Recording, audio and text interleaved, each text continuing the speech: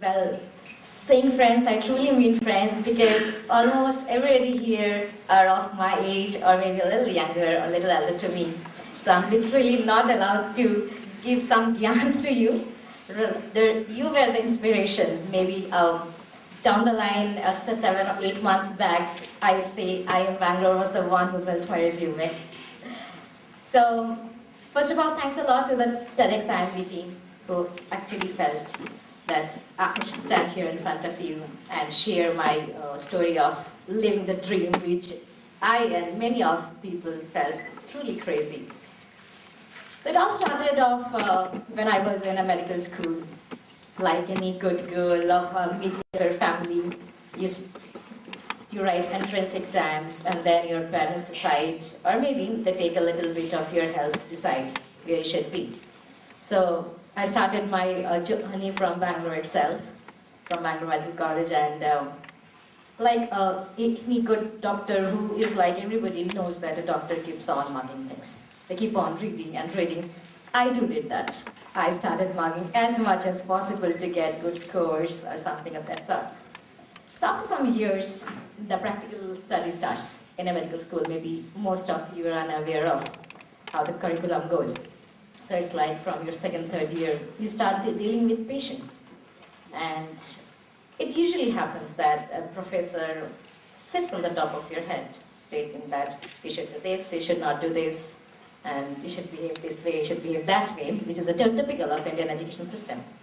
And like, what do you call a spoiled brat or something like that, I deep inside my mind, I never liked that. That someone sitting on my head saying that you should speak this to your patients, you should do this, you should come that time, and whatever.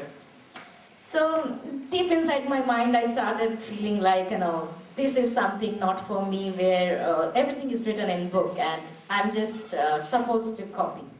Yeah, at the same time, I was not talented enough to discover new sources of surgical procedures or methods. So ideally, I'm supposed to abide by the rules of mugging, which was like, I realized that it's not my cup of tea. But then you have to do something. Just you can't go to your mom and say, Mom, I just want to quit. So I thought, okay, maybe let me finish off with good marks and then I may go sometime down the line, do MBA from IIMs. And then I finished off my graduation. So after that, what? I mean, the next question comes to everybody's mind is like, what to do? So at the age of 21, you pass out of a medical school, knowing that you cannot go further with your master's. There has to be something. So when I was studying, I realized that the problem with Indian medical system is that it's not that there are insufficient number of doctors. I mean, though usually people say that the ratio to patient-doctor is pretty low. But this is not the only cause. I mean, I had a patient of mine from some IITs, I remember. He was from IIT Chennai, well married, and he came to me stating that I think one of my liver is not functioning well. Now, I realized, okay, I mean, for me, getting into IIT is once upon a time long dream. And then when I listened to him, I was like, okay. I mean, so then I slowly started thinking that, okay,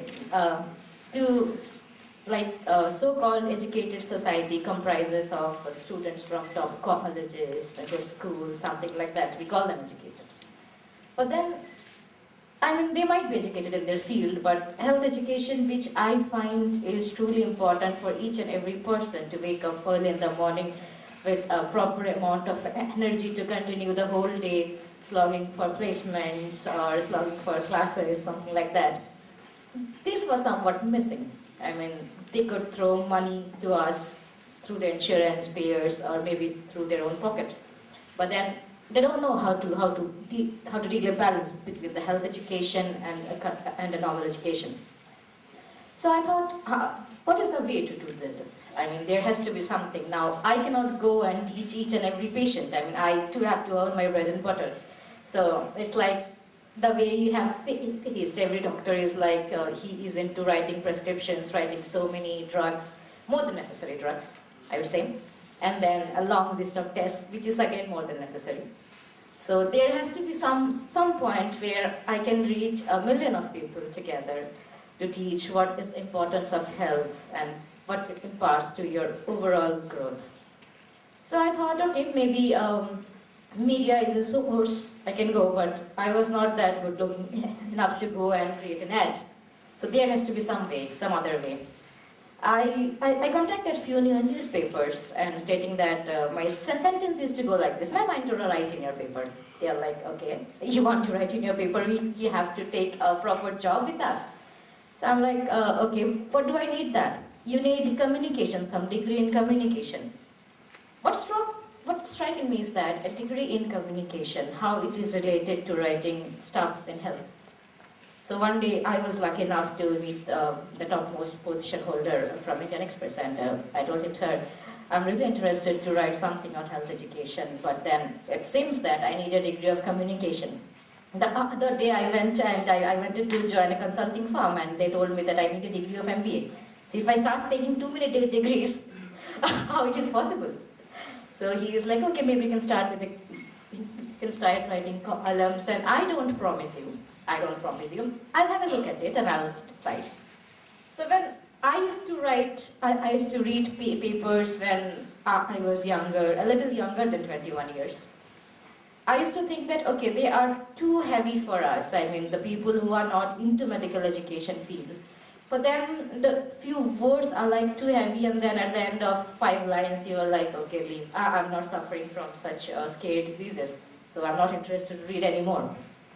I decided that I'll have a tagline. I'll have a motive that I'll write in a very simple language. The problems that arise day-to-day life. I mean, we all face those problems in some or other time, maybe. But then we just ignore out of ignorance. So I told sir that, okay, if you want me to write typical health education articles which comprises of pretty heavy words, I can do that. I can copy it, which is so-called research, copying from many sources. But I really don't want to do this. If you allow me to write in a very simple words where each and everybody who is also not from any kind of health education background can also understand and as well apply to their day-to-day life. So he is like, "Okay, it doesn't matter, I can give you a small corner column and you can try your hands on that." I was really happy. My name would be there on some big newspaper, maybe it is some small corner column. So I started off with that. I started off with some 50 words column, which is like, maybe 5 centimeter by 5 centimeter part of paper. So ultimately it came out. And I got some sort of confidence that, okay, at least something is better than nothing.